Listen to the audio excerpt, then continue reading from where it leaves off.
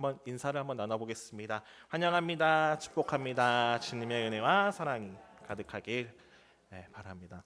네, 확실히 류디아 회원분들이 오셔서 그런가 자리가 다 찼네요. 네. 우리 류디아 회원분들을 자주 뵙으면 너무나 감사합니다. 네.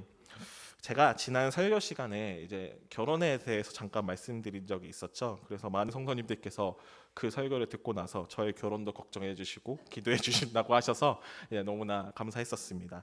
그래서 제가 한번 결혼에 대해서 한번 살펴봤는데 한번 사진을 띄워 주시겠습니까? 네, 사진을 보니까 배우자에 대해서 좀 많은 것을 따지고 있습니다. 특히 이제 결혼 정보 회사를 통해서 만날 때는요, 나이, 연봉, 신장, 학력, 거주지를요 등급표로 환산해서 배우자를 정한다고 합니다. 거기에 플러스 건강 진단서까지 첨부를 해야 된다고 합니다. 네, 이렇게 만나서 정말 잘 결혼해야 되는데 결혼 날짜를 잡고도 마음이 안 맞아서 파혼도 한다고 합니다. 제가 이렇게 결혼을 예시로 설명드렸지만 우리의 삶을 좀 살펴보면 좀 까다롭고 따지는 일이 많은 것 같습니다. 그런데 하나님께서는 우리를 받아주실 때 까다롭고 따지지 않습니다. 왜냐하면 하나님 앞에 나아가는 데는 법칙 하나가 있습니다. 어떤 법칙일까요? 네, 바로 누구든지 법칙입니다. 하나님은 누구나 받아주십니다. 지역이나 출신이나 외적인 조건을 따지지 않으시고요. 하나님을 믿으면 누구나 구원받는 법칙이 바로 누구든지 법칙입니다. 그런데 한편으로는 그러면 이 구원이 너무 가치가 없다라고 생각할 수도 있지만요. 그런데 이것은 가치의 문제가 아니라 사랑의 문제입니다. 하나님은 우리를 너무나 사랑하시기 때문에 누구나 받아주시는 것입니다. 사실 이 세상에서는 누구든지의 법칙이 잘 적용되지 못합니다. 왜냐하면 세상은 자격을 따지기 때문입니다. 하지만 예수님을 믿고 하나님의 자녀가 되는 것에서는 특별한 자격이 없습니다. 제가 요한복음과 사도행전 말씀을 가져왔는데요. 두 말씀을 한번 같이 봉독을 해보도록 하겠습니다. 요한복음 10장 9절과 사도행전 2장 21절을 차례대로 함께 봉독하도록 하겠습니다. 내가 문이니 누구든지 나로 말미암아 들어가면 구원을 받고 또는 들어가며 나오며 꼴을 얻으리라. 누구든지 주의 이름을 부르는 자는 구원을 받으리라 하였느니라. 아멘. 네, 이 두 말씀처럼요. 우리는 정말 주님께 나아가기만 하면 구원받을 수가 있습니다. 그런데 이 누구든지 법칙에는 중요한 것이 있습니다. 바로 기회를 놓치면 안 된다는 것입니다. 하나님 앞에 나아갈 기회는 분명히 있는데 우리는 그 기회를 미룰 때가 있습니다. 하나님 앞에 분명히 나아가야 할 기회가 있다면 우리는 그 기회를 당장 잡아야 할 것입니다. 이 오늘 말씀을 통해서 누구든지 법칙을 가지고 계신 하나님께 우리는 앞으로 어떻게 나아가야 하는지를 한번 살펴보고자 합니다. 말씀으로 은혜 받는 귀한 시간이 되기를 소망합니다. 하나님은 하나님의 통치를 받기를 원하는 모든 사람을 받으십니다. 하나님의 백성이 되기를 원하는 자 누구나 하나님과 함께 하는 것이죠. 시편 100편 1절을 함께 봉독하도록 하겠습니다. 온 땅이여 여호와께 즐거운 찬송을 부를지어다. 아멘. 1절 말씀에서 이 온 땅이여는 하나님의 백성과 하나님을 모르는 이방인 등 모든 피조물들을 상징합니다. 이것은 누구나 결국 하나님에게 속한다라는 것을 의미합니다. 땅에서 통치자들, 땅에서의 임금들은 무력과 전쟁으로 억지로 통치하죠. 하지만 하나님의 생각은 다릅니다. 하나님은 사랑을 통해서 통치하십니다. 그리고 그 사랑으로 하나님의 백성이라는 영광을 우리는 얻을 수가 있습니다. 그렇기 때문에 우리는 하나님을 향해 기쁨으로 나아가야 합니다. 이어서 시편 100편 3절을 함께 한 목소리로 봉독하도록 하겠습니다. 여호와야 우리 하나님이신 줄 너희는 알지어다. 그는 우리를 지으시니요 우리는 그의 것이니 그의 백성이요 그의 기르시는 양이로다. 아멘. 네, 3절에서 그는 우리를 지으신 이는 하나님은 우리를 지으신 분이시고 우리는 하나님과의 관계를 떼놓고 생각할 수 없는 존재라는 것을 의미합니다. 실제로 창세기 2장 7절에 이런 말씀이 있습니다. 제가 한번 읽도록 하겠습니다.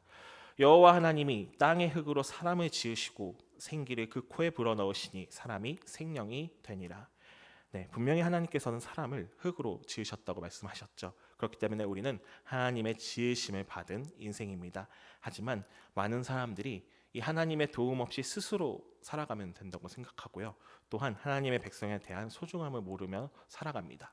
그렇죠. 말씀에서는 정말 분명히 말합니다. 하나님은 우리를 지으셨고 우리의 인생은 하나님이 창조하신 가치로 이루어져 있다는 것입니다. 시편 100편 3절을 다시 한번 봉독합니다. 여호와가 우리 하나님이신 줄 너희는 알지어다. 그는 우리를 지으시니요 우리는 그의 것이니 그의 백성이요 그의 기르시는 양이로다. 네. 3절 말씀. 우리는 그의 것이니, 이것은요 우리 인생의 주인이 바로 하나님이시다라는 것을 의미합니다. 하나님과 우리를 떼놓고 생각할 수 없는 이유가요, 우리가 하나님의 것, 바로 하나님의 소유라는 것입니다. 여기서 소유는 어떤 대상, 물건을 가지는 것을 말을 하죠. 그래서 내가 소유하면 내가 마음대로 할 거야 라고 행동을 합니다.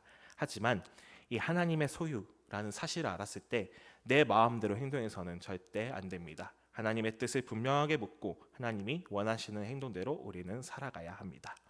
또한 3절 말씀에서 그의 기르시는 양이로다 라고 하면서 우리의 인생이 양과 같음을 말하고 있습니다. 이 양에 관한 말씀으로 대표적으로 시편 23편 아시나요? 여호와는 나의 목자시니 네, 내가 푸른 불밭에 가로 이다시다. 내가 사망하지만 다 아시죠? 네, 좋습니다.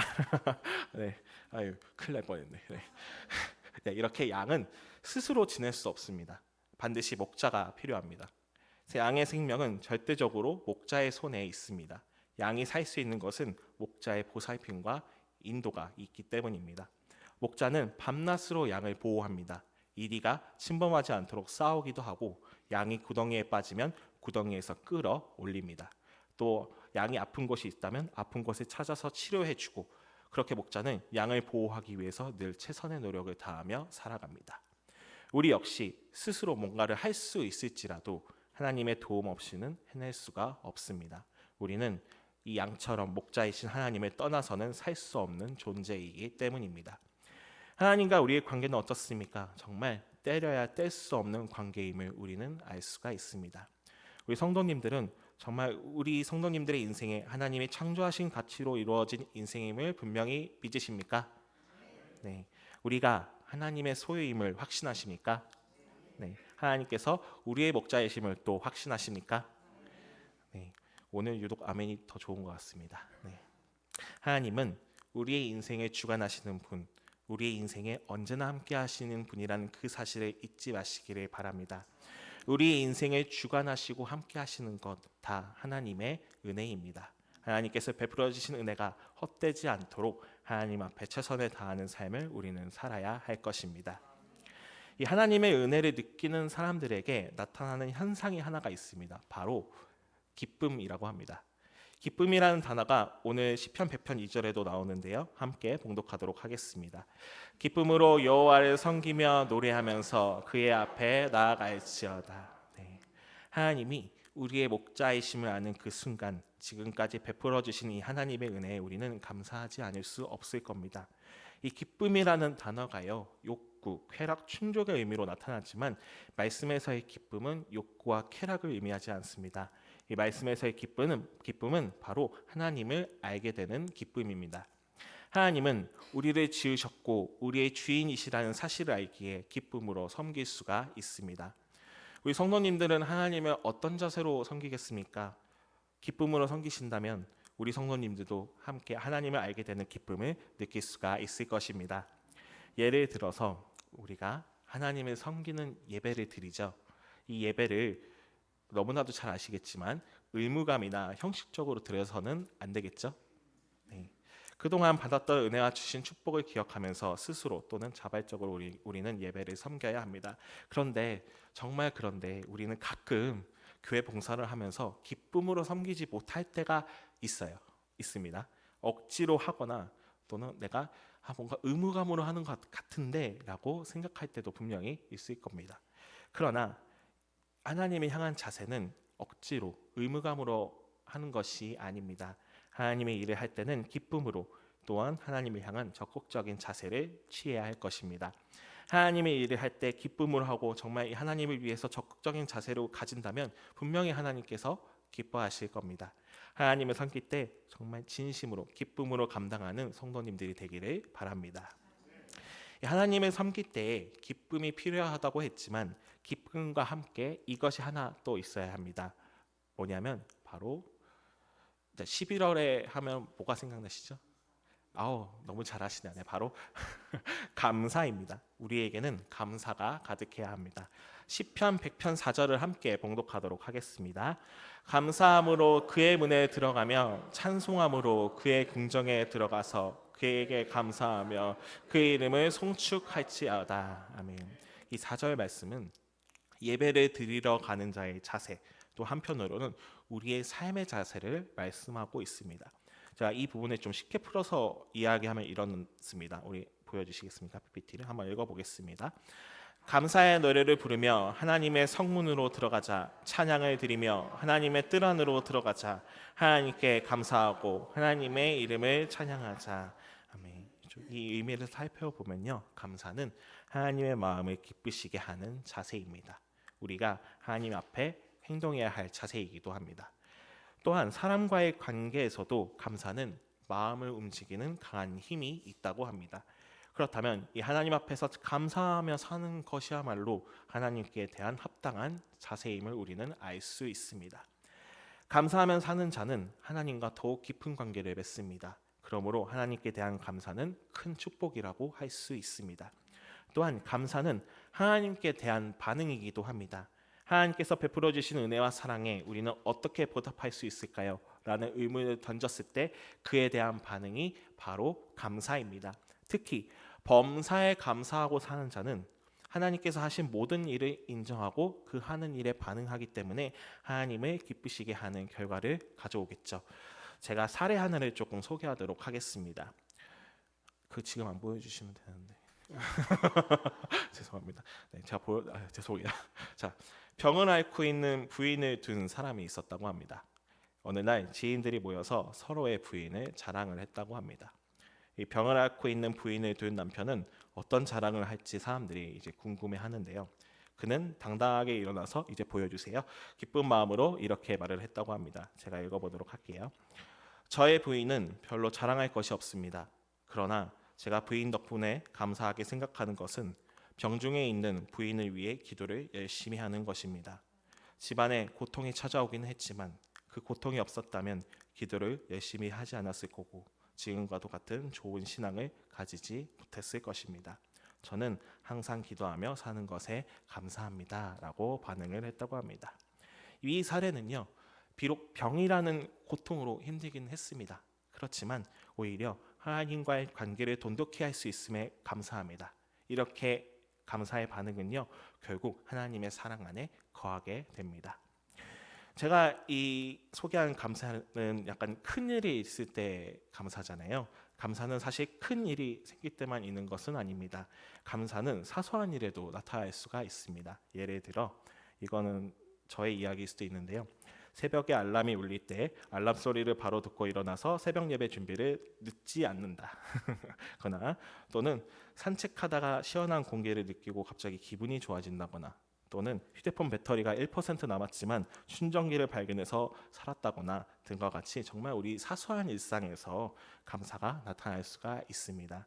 또는 하루에 한 번 찬양을 흥얼거리거나 말씀 한 구절을 읽고 마음에 남았을 때나 또는 누군가를 위해 기도할 때 이렇게 정말 신앙적인 사소한 부분에서도 우리는 감사가 나타날 수가 있습니다. 우리 삶 속에 정말 다양한 감사가 있습니다. 우리는 이 매일 사소한 일에도 감사에 힘써야 합니다. 만약에 감사가 없다면 어떻게 될까요? 결국 원망과 불평만 늘어나서요, 하나님과의 거리가 멀어질 수밖에 없을 겁니다. 항상 주변의 마음을 열고 하나님과 이웃을 향해 감사를 실천하시기를 바랍니다. 이런 말이 있다고 합니다. 가을은 열매의 계절이요 감사의 계절이다라는 말이 있다고 하는데요. 정말 우리가 지금까지 살아갈 수 있었던 것은 하나님께서 주신 그 수많은 감사가 있었기에 우리는 가능한 일입니다. 그러므로 정말 하나님께 진심으로 감사하시는 성도님들이 되기를 바랍니다. 오늘 설교를 이제 다시 정리를 해보도록 하겠습니다. 하나님은요, 누구든지의 하나님이십니다. 자격을 따지지 않으시고 지금 이 순간까지도 하나님께 나아가는 자를 받으십니다. 그러므로 하나님께 정말 나아가는 기회가 찾아오면 그 기회를 미루지 마시고 당장 하나님께 나아가시는 성도님들이 되기를 바랍니다. 우리는 하나님의 지으심을 받았습니다. 그리고 우리는 그의 것, 하나님의 소유입니다. 하나님의 소유로서 하나님의 뜻을 분명하게 묻고 하나님이 원하시는 행동대로 우리는 살아야 합니다. 또한 우리는 그의 기르시는 양, 우리는 목자이신 하나님의 도움을 받으며 살아가는 양입니다. 하나님 없이는 우리는 살아갈 수 없습니다. 우리의 인생은 하나님의 창조하신 가치로 이루어진 인생입니다. 그러므로 우리는 하나님과 떼려야 뗄 수 없는 관계임을 분명히 기억하시는 동원교회 성도님들이 되기를 바랍니다. 우리를 지으시고 우리를 소유하시고 우리의 양으로 기르시는 것은 다 하나님의 은혜입니다. 우리는 이 하나님의 은혜를 기억하기 위해서 기쁨으로 하나님을 섬겨야 합니다.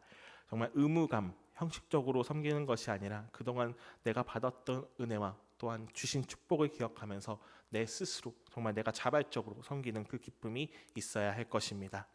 또한 하나님 앞에 감사함이 있어야 합니다. 감사는 하나님의 마음을 기쁘시게 하는 자세입니다. 감사는 우리에게 은혜와 사랑을 베풀어 주신 하나님께 반응하고 또한 하나님과 깊은 관계를 맺게 합니다. 지금까지 우리가 지낼 수 있는 것은 다 하나님께서 주신 수많은 감사 덕분임을 기억하시는 동원교회 성도님들이 되기를 바랍니다. 우리 함께 한 목소리로 두 가지 고백을 하면서 마무리하고자 합니다. 함께 읽도록 하겠습니다. 우리를 지으시고 소유하시고 양으로 삼아주신 하나님의 은혜와 사랑을 기억하며 살겠습니다. 하나님의 기쁨과 감사의 마음으로 섬기겠습니다.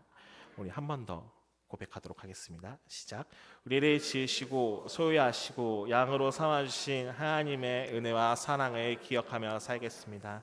하나님의 기쁨과 감사의 마음으로 섬기겠습니다. 아멘. 네, 오늘따라 아멘이 너무 커서 좋은 것 같습니다. 감사합니다. 네. 이러한 우리의 고백이 오늘 설교 제목처럼 기쁨과 감사의 찬양 고백이 되기를 바랍니다. 그리고 우리의 고백이 하나님께서 분명히 받으시길 소망합니다. 우리에게 베푸신 이 하나님의 은혜와 사랑을 기억하며 기쁨과 감사의 마음으로 하나님께 나아가는 동원교회 성도님들이 되기를 간절히 소망합니다. 기도하겠습니다. 은혜와 사랑의 주님, 우리를 지으시고 우리를 주님의 소유로 삼아주신 그 은혜에 감사드립니다. 또한 우리를 양으로 삼아주시고 날마다 인도하시며 보호해 주심에 감사드립니다. 그 크신 은혜와 사랑을 잊지 않고 기쁨과 감사로 주님을 섬길 수 있게 인도해 주시옵소서. 주님의 사랑과 은혜를 기억하며 기쁨과 감사의 마음으로 예배를 드리게 하시옵고 일상에서도 늘 감사의 고백을 놓치지 않게 인도해 주시옵소서. 우리 주 예수 그리스도의 이름으로 기도드립니다.